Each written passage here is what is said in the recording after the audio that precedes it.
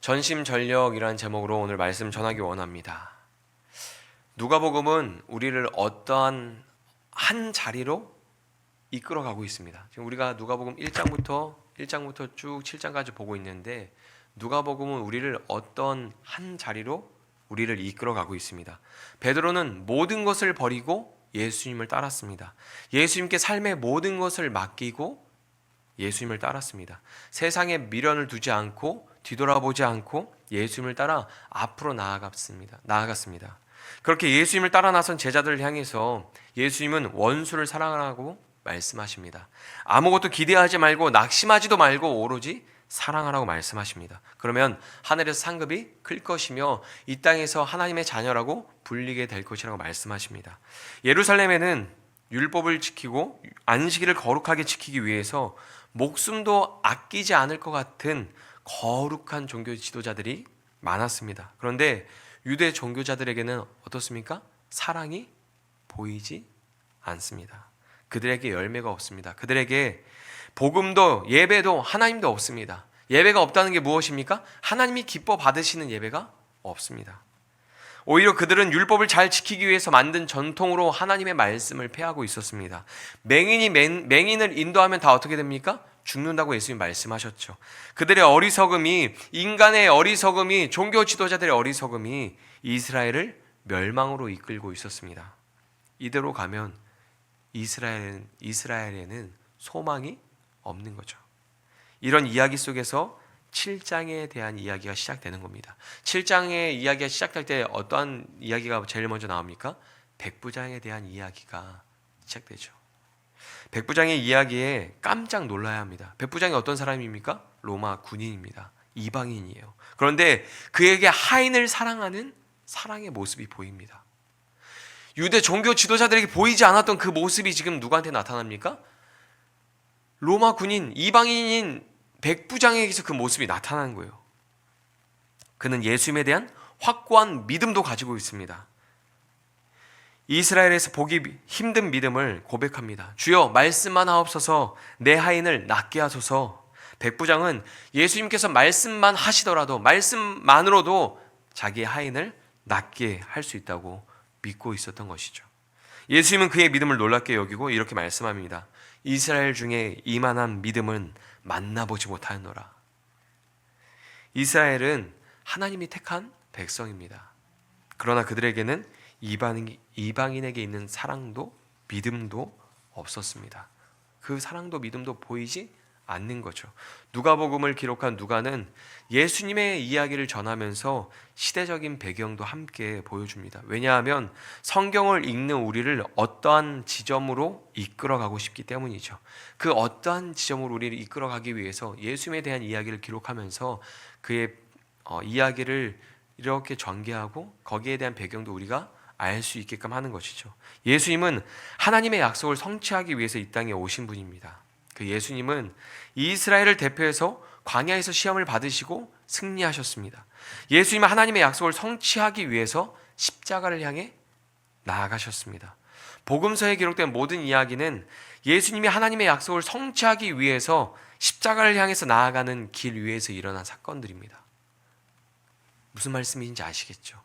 십자가를 향해서 하나님의 약속을 성취하기 위해서 십자가를 향해서 예수님이 계속 걸어가시는데 그 걸어가시는 길 위에서 만난 사람들, 일어난 사건들을 기록한 게 복음서입니다. 그 길에서 예수님을 만나서 예수님을 따르는 사람도 있었고 그 길에서 예수님을 만났지만 예수님을 따르지 않는 사람들도 있었던 것이죠. 유대 종교 지도자들은 예수님을 대적합니다. 그들에게는 사랑이 보이지 않습니다. 그런데 이방인에게는 그들에게 없는 사랑과 믿음이 보입니다. 놀랍지 않습니까? 저희는 별로 안 놀라는데 유대인들이 이 이야기를 들으면 놀랐을 거예요. 그리고 받아들이지 않았을 겁니다. 교회를 다닌 사람들이 가끔 이런 말을 할 때가 있어요. 혹시 교회 다니는 분들한테 이런 이야기 들어본 적이 있으시면 고개를 끄덕여 주시기 바랍니다. 교회보다 세상 사람들이 더 정 많고 따뜻한 것 같다. 못 들어보셨어요? 교회에서 상처받고 세상 사람들에게 내가 위로를 받았다. 어떤 세상에서 사시는 거죠? 저는 그런 이야기 들어봤거든요. 교회에서는 작은 흠을 비판하고 정죄하는데 세상에서는 작은 흠을 공감해주고 그건 죄도 아니야. 난 더 심해. 막 이런 이야기를 하면서 격려해주고 걱정해주더라. 세상에 나갔더니 교회 밖에서 내가 예수를 만났다. 그런 이야기를 하는 사람을 저는 만나보았습니다. 그런 일들이 항상 있는 것은 아니지만 그런 일을 경험해 본 사람들이 교회 안에 있죠. 누가복음을 보면 예수님이 사역하는 시대에도 그런 일들이 있는 겁니다. 유대인들 특히 종교 지도자들에게서 사랑이 보이지 않습니다. 작은 흠이 보이면 가까이 오지 못하게 하고 비판하고 정죄합니다. 제약된 생활에서 벗어나도록 돕거나 훌륭한 유대인으로 살도록 돕고자 하는 마음이 전혀 없습니다. 자기만 의롭게 살면 됩니다. 자기만 잘못하지 않으면 되고 자기만 은혜를 누리면 되고 자기만 잘 살면 됩니다. 예수님은 죽은 자를 살리시고 병든 자를 고치셨습니다. 그리고 귀신을 내쫓으신 분입니다. 제자들을 가르치셨던 것처럼 원수를 사랑하라고 말씀하셨던 것처럼 아무것도 기대하지 않고 아무 유익도 구하지 않고 사랑을 베풀었습니다. 누구든지 어떤 사람이든지 선대하며 좋은 것을 주셨습니다. 예수님이 바리새인, 오늘 말씀에 나오는 바리새인을 선대하지 않았다면 그가 식사에 초대했을 때 가지 않았을 것 같아요. 예수님께서 바리새인이 어떠한 마음으로 예수님을 초대하는지 알잖아요. 여러분, 나를 싫어하고 나를 미워하는 사람이 초대하면 그 식사 초대에 가시겠습니까? 안 가시겠습니까? 거기에 어떤 유익을 누리려고 가겠습니까? 근데 예수님이 이 바리새인이 어떠한 의도로 자기를 초대하는지 알고 계세요. 가면 어떻게 자기를 대접할지 알고 계십니다. 근데 어떻습니까? 그의 초대에 응하시죠. 예수님이 그를 선대하시는 거예요. 우리에게 아무것도 바라지 않으시고 자신의 모든 것을 다 내어주신 예수님을 향해서 우리는 무엇을 드리고 있습니까? 여러분, 우리는 무엇을 드려야 할까요? 많은 사람이 예수님을 따를 때 아무것도 드리지 않았습니다. 오히려 무엇을 더 받을 수 있지 않을까 그런 생각으로 예수님을 따르고 있었습니다. 그런데 그런 시기에 딱 귀한 향유를 예수님께 붓는 여인의 이야기가 나오는 겁니다. 여기에 등장하는 여인의 특징이 무엇입니까? 죄가 많다는 겁니다. 보편적으로 오늘 본문에 나오는 여인을 창녀로 생각합니다. 세상에 다 손가락질하는 죄인, 스스로도 자기의 죄를 부정할 수 없는 죄인입니다. 그런데 하나님을 섬기는 나라에 왜 그런 여인이 존재하게 되었을까요? 이스라엘은 특별한 나라잖아요. 하나님을 섬기는 나라잖아요. 왜 그런 나라에 창녀가 존재하게 되었을까요? 사람들은 창녀를 더럽다고 손가락질하고 비판하면서 사람 취급도 하지 않았습니다. 그런데 그렇게 살 수밖에 없는 사회를 만든 것 또한 손가락질하는 사람들입니다.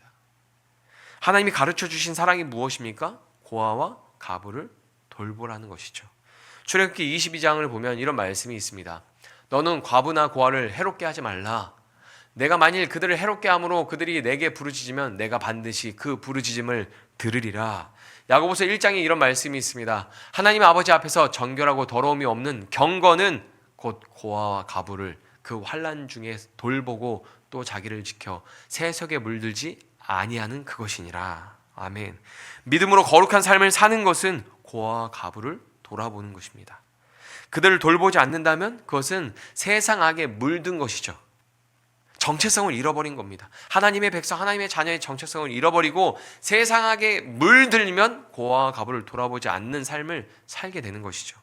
저는 우리 교회가 비록 조그만 개척교회지만 고아와 가부를 돌아보는 교회가 되기를 소망해요.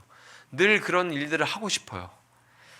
시편 146편 9절을 보면 이런 말씀이 있습니다. 여호와께서 나그네들을 보호하시며 고아와 가부들을 붙드시고 악인들의 길은 굽게 하시는도다. 신명기 16장에 보면 이런 말씀이 있습니다. 절기를 지킬 때에는 너와 내 자녀와 노비와 내 성중에 거주하는 레위인과 객과 고아와 가부가 함께 즐거워하되. 아멘. 하나님은 나그네를 보호하시고 고아와 과부를 돌보시는 분입니다. 이스라엘이 하나님의 통치 아래에 있었다면 고아와 과부를 돌보는 나라가 되었을 겁니다. 이스라엘이 하나님이 기뻐 받으시는 예배를 드렸다면 그 땅에 창녀가 존재할 이유가 없습니다. 하나님의 통치도 따르지 않고 온전한 예배도 사라졌기 때문에 이스라엘에서 고아와 과부가 고통을 받는 것이고 창녀로 살 수밖에 없는 가난한 여인들이 생기는 겁니다. 종교 지도자라면, 하나님의 백성이라면 그런 사회를 바라볼 때 안타까운 마음을 가져야죠. 죄인을 비판하는 게 아니라 예수님 앞에 나오는 여인을 정죄하는 게 아니라 그런 사회가 되어버린 것을 안타까워하며 그 여인이 죄악된 삶을 벗어나서 온전한 유대인으로 하나님의 자녀로 살 수 있도록 도와야 합니다. 한국 사회를 보면 어떻습니까? 서로 잘못했다고 비판하고 정죄하죠. 손가락질하죠. 누구 하나 우는 사람이 없습니다. 내가 잘못했다. 책임지는 사람이 없습니다. 잘못된 것을 보면 비판하고 정죄하는데 그것을 다시 도와서 회복시켜서 한 사람의 인간이 이 땅에서 누리고 즐겨야 되는 것들을 회복할 수 있게끔 돕는 사람들이 적죠. 비판하는 사람은 많죠. 정죄하는 사람은 많습니다. 당시 유대 사회도 그랬던 거예요. 복음서에서 예수님과 함께 식사하는 만찬은 복음을 이해하는 데 중요한 배경이 됩니다. 우리는 모두 천국에서 예수님과 함께 식탁에서 영원한 교제를 누릴 거예요. 그렇죠? 누가 예수님 옆자리에 앉을지 모르겠지만 우린 그 식탁에서 함께 영원한 식탁 교제를 할 겁니다. 천국에서 예수님과 함께 식탁에 앉은 사람이라면 어떤 사람일까요? 은혜를 아는 자일 겁니다. 자신이 받은 크신 사랑과 은혜를 알기에 옆에 앉은 사람을 보고 비판하고 정죄할 수 없을 거예요. 옆에 앉은 사람을 보고 에이 너도 죄인이지, 야 어떤 죄를 짓길래 여기 왔냐 막 이러지 않을 거예요. 그 사람의 흠은, 옆에 있는 사람의 흠은 먼지처럼 작게 보이고 내 죄는 들보처럼 기둥처럼 크게 보일 겁니다. 그게 천국이죠. 하나님 나라가 내 삶에 임하고 시작되면 다른 사람의 죄는, 흠은 먼지처럼 작게 보이고 내 죄가 기둥처럼 크게 보이는 거죠. 하지만 그건 어디까지나 천국에서 일어날 일입니다. 오늘 본문은 천국이 아닌 이 땅에서 일어난 일을 기록하고 있습니다. 만약에 천국이었다면 예수님과 함께 식탁에 죄 많은 여인이 왔을 때, 함께 앉은 그 식탁에 죄 많은 여인이 왔을 때 바리새인이 벌떡 일어나서 자기 자신을 내어주었을 거예요. 그녀를 선대하는 거죠. 그러나 오늘 말씀은 어떻습니까? 그렇게 전개되지 않습니다. 성경은 예수님께 향료를 부은 여인의 이야기가 시작되기 전에 어떠한 배경을 알려줍니다. 누가복음 7장 29절에서 30절입니다. 같이 읽어보겠습니다. 모든 백성과 세리들은 이미 요한의 세례를 받은지라 이 말씀을 듣고 하나님을 의롭다 하되 바리새인과 율법 교사들은 그의 세례를 받지 아니하므로 그들 자신을 위한 하나님의 뜻을 저버리니라. 아멘. 지금 예수님에게 향유를 부은 여인의 이야기가 시작되기 전에 어떠한 배경을 깔아서 우리에게 설명해 주고 있습니까? 백성들과 세리는 회개의 세례를 받았습니다. 죄를 회개하고 하나님께 나아갔습니다. 그런데 바리새인들과 율법 교사들은 어떻습니까? 회개하지 않았습니다. 자기의 죄를 깨닫지 못하고 하나님의 은혜를 저버렸습니다. 그런 배경 속에서 향유를 부은 여인의 이야기가 등장하는 거죠. 자기에게도 죄가 있다는 것을 깨닫지 못하고 회개하지 않은 바리새인은 예수님과 함께 앉은 식탁에서 어떠한 모습을 보입니까? 여인과 자신은 다르다고 생각합니다. 그녀는 죄인이고 자신은 그녀와 다른 의로운 사람이라고 생각합니다. 오늘 말씀을 보면 바리새인은 여인을 정죄하지만 예수님은 자신을 향해서 가까이 나오는 여인을 한 번도 정죄하지 않습니다. 오늘 본문 38절입니다. 예수의 뒤로 그 발 곁에 서서 울며 눈물로 그 발을 적시고 자기 머리털로 닦고 그 발에 입 맞추고 향유를 부으니. 아멘. 죄 많은 여인은 예수님 발 앞에 엎드려 눈물로 닦고 입 맞추고 값비싼 향유를 부었습니다. 온 마음을 다해 온 힘을 다해서 예수님께 나와서 엎드려 경배를 드렸습니다. 자기의 죄를 사해 주시기 위해서 오신 구주로 믿었기 때문이죠. 이 말씀에 있는 여인이 한 행동 있잖아요. 예수님 발 아래 엎드려서 향유를 붓고 눈물로 발을 닦는 것, 씻는 것, 이게 예배의 행위거든요. 예수님 앞에 엎드렸다는 것이 경배의 행위거든요. 예배가 성립되려면 어떻게 합니까? 그냥 오면 안 되잖아요. 무엇을 가지고 나와서 바쳐야 되잖아요. 이 여인은 가장 귀한 값비싼 향유를 부어서 예수님께 바치고 자기의 마음을 다해서 지금 예수님 앞에 엎드려서 경배하고 예배드리고 있는 것이죠. 아이러니한 사건이 일어난 겁니다. 예수님 앞에 자기의 죄를 깨닫고 온 마음과 온 힘을 다해서 경배를 드리는 여인과 자기의 죄를 깨닫지 못하고 고개를 뻣뻣이 들고 있는 바리새인의 모습이 대조를 이루고 있는 거죠. 예수님이 계신 그 한 식탁에서 두 사람의 모습이 전혀 다른 모습으로 성경에서 보여주고 있는 거죠.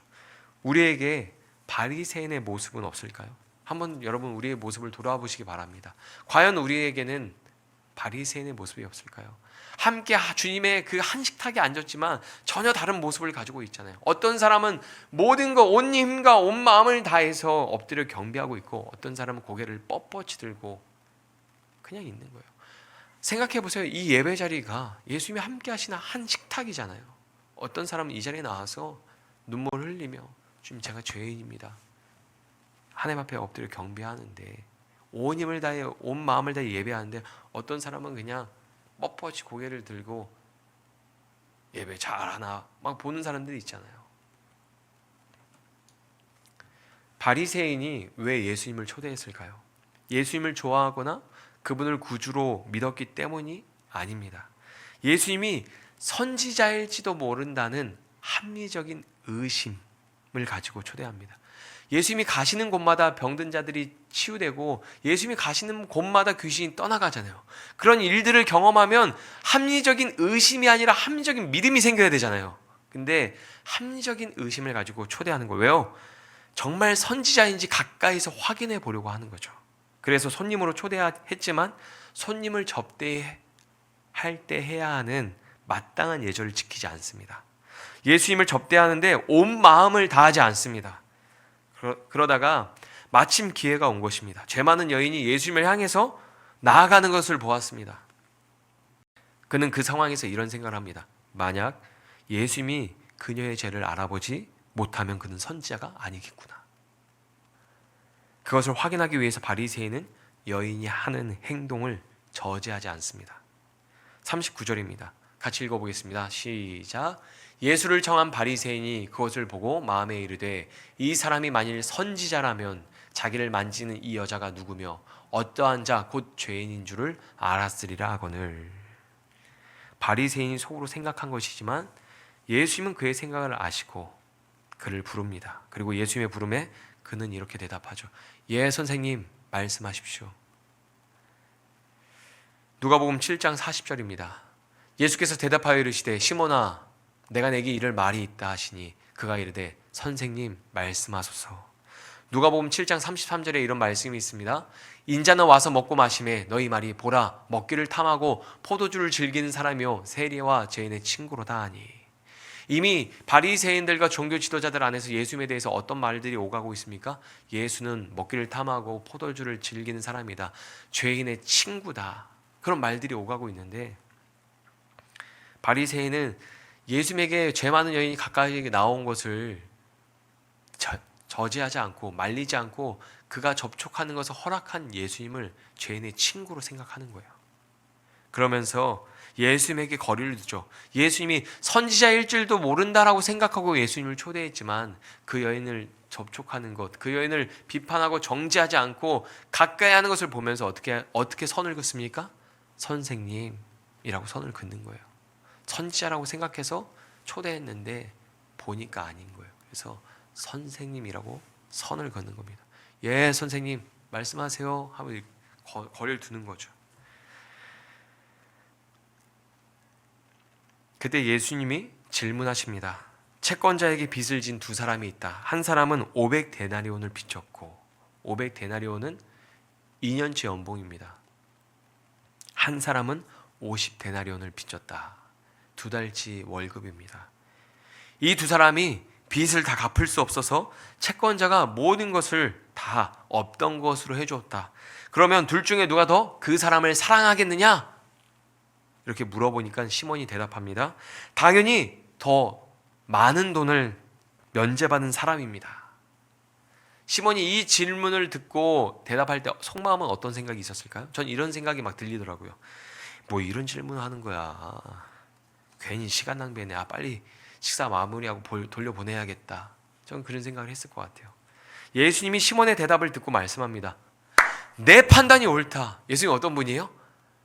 아무리 자기한테 선하게 대하지 않아도 옳은 건 또 옳다고 인정해 주시고 칭찬은 또 크게 하시는 분이요. 내 판단이 옳다. 맞아. 네 말이 맞다. 이렇게 말씀하십니다. 여러분 어떻게 생각하십니까? 시몬의 대답이 옳다고 생각합니까? 누가 더 많이 사랑할까요? 더 많은 것을 면제받은 사람이 그 사람을 더 많이 사랑하겠죠. 정말 더 많은 빚을 탕감받은 사람이 채권자를 더 많이 사랑할 거라고 생각하세요? 만약에 시몬의 말이 옳다고 생각한다면 진리를 깨달은 겁니다. 여인이 예수님의 더러운 발 앞에 엎드려 입 맞추고 눈물을 흘리며 향료를 부은 것은 자신을 향해서 손가락질하는 사람들과는 다르게 예수님은 사랑을 주셨기 때문입니다. 너무 많은 사랑을 예수님에게 받았기 때문입니다. 죄 많은 자기를 사랑하신 예수님의 사랑에 사랑으로 보답한 거예요. 47절입니다. 이러므로 내가 내게 말하노니 그의 많은 죄가 사하여졌도다. 이는 그의 사랑함이 많음이라. 사함을 받은 일이 적은 자는 적게 사랑하느니라. 아멘. 예수님의 사랑에 차별은 없잖아요. 예수님은 모두 다 사랑합니다. 그런데 그 사랑을 크게 여기는 사람이 있고 적게 여기는 사람이 있는 거죠. 자기의 죄를 크게 여기는 사람이 있고 자기의 죄를 작게 여기는 사람이 있는 거죠. 예수님은 원수를 사랑하라고 하셨습니다. 예수님을 구주로 믿고 예수님을 따르는 사람들은 그 가르침을 따르고 순종해야 합니다. 여러분 원수를 사랑할 준비가 되셨습니까? 아멘 하셔야죠. 여러분 원수를 사랑할 준비가 되셨습니까? 아멘. 그런데 오늘은 원수를 사랑하는 것과 조금 다른 부분을 확인해 보고 싶어요. 누가복음에서 누가는 우리에게 이런 질문을 던지는 것 같습니다. 예수님을 따르면 내 모든 삶을 맡겨야 한다. 내 모든 삶을 맡겼다면 이제 원수를 사랑해야 한다. 그리고 너를 위해서 자기 자신을 다 내어주신 예수님을 온 마음과 온 힘을 다해서 사랑해야 한다. 여러분, 이 원수를 사랑할 준비가 되었다면 향유를 부은 여인처럼 나를 사랑하신 예수님께 온 마음과 온 힘을 다해서 사랑할 준비가 된 줄로 믿습니다. 내 생명, 내 몸, 내 마음을 깨트려서 주님께 바치는 삶이 되시기를 바랍니다. 주님을 위해서라면 시간, 물질 그 무엇도 아깝지 않은 삶이 되시기를 축복합니다. 예수님은 바리새인 시몬의 이름을 부르시면서 그의 죄를 가르쳐 주십니다. 44절에서 46절입니다. 그 여자를 돌아보시며 시몬에게 이르시되 이 여자를 보느냐? 내가 내 집에 들어올 때 너는 내게 발 씻을 물도 주지 아니하였을 때 이 여자는 눈물로 내 발을 적시고 그 머리털로 닦았으며 너는 내게 입 맞추지 아니하였을 때 그는 내가 들어올 때로부터 내 발에 입 맞추기를 그치지 아니하였으며 너는 내 머리에 감람유도 붓지 아니하였을 때 그는 향유를 내 발에 부었느니라. 아멘. 시몬은 예수님을 맞이하는데 여러 가지 실수를 저질렀습니다. 예수님이 말씀하십니다. 너는 손님을 초대할 때 지켜야 할 예절도 지키지 않았다. 더러워진 발을 씻을 수 있도록 손님을 초대한 주인이 발 씻을 물을 준비해서 줘야 했습니다. 죄 많은 여인은 눈물로 예수님의 발을 닦아주었지만 시몬은 예수님에게 발 씻을 물도 주지 않았습니다. 손님을 환대하며 입맞춤해야 하는데 손님을 환대하면서 입맞춰야 하는데 너는 나에게 입맞추지 않았다. 그러나 죄 많은 여인은 예수님의 발 아래 엎드려서 여러 번 입을 맞췄습니다. 당시 감람유는 이스라엘에서 매우 흔한 기름이었습니다. 손님의 머리에 감람유를 부어 단정하게 해주는 것은 당시에 손님을 초대한 주인에게 의무처럼 여겨졌던 일입니다. 그런데 시몬은 그것조차 하지 않는 반면에 죄 많은 여인은 값비싼 향유를 예수님의 더러운 발에 부었습니다. 예수님이 왜 이런 말씀을 하실까요? 초대하고 제대로 대접하지 않아서 시몬이 무시하고 정죄하던 여인과 비교하면서 그를 부끄럽게 만드는 것일까요? 아니죠. 시몬이 정죄하던 여인처럼 그에게도 죄가 있다는 것을 가르쳐 주시는 겁니다. 어쩌면 그가 무시하고 정죄하던 죄인보다 그는 더 큰 죄인이라고 말하는 것인지도 모르겠습니다. 중요한 것은 예수님은 그에게 죄가 있다는 사실을 가르쳐 주셨습니다. 왜냐하면 그가 죄를 깨닫고 죄 많은 여인이 엎드려 있는 그 자리 옆에 그도 엎드리기를 바라셨기 때문입니다. 주님은 그가 죄를 깨닫고 그렇게 주님께 가까이 나와 경배하기를 바라셨습니다. 예수님이 그의 이름을 부르셨습니다. 시몬아. 이름을 부르시고 그 이름이 성경에 기록된 것은 의미가 큽니다.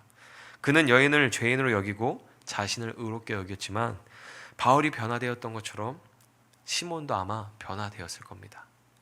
신앙생활은 은혜를 누리고 복을 누리는 것으로 생각합니다. 오랫동안 신앙생활하면 더 많은 은혜를 누리고 더 많은 복을 누리는 것이라고 생각을 합니다. 그러나 신앙생활이 길어지면서 깨닫고 배우는 것은 구원이 절대적인 하나님의 은혜라는 사실이죠.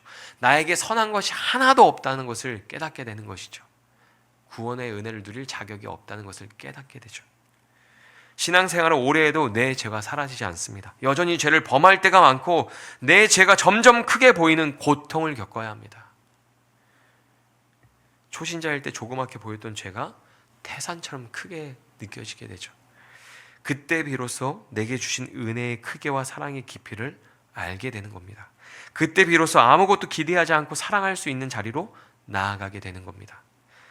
주님이 주신 그 사랑이 예수님이 계신 곳, 예수님이 늘 걸어가셨던 그 자리로 우리를 인도하는 겁니다.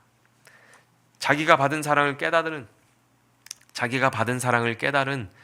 사람들은 값비싼 향유를 부은 여인처럼 예수님의 발 아래 바짝 엎드려서 그분께 입맞추고 예배할 수밖에 없는 거죠. 바리새인이 죄인으로 바라보던 여인은 하나님의 시선에서 죄인이 아니라 예배자였습니다.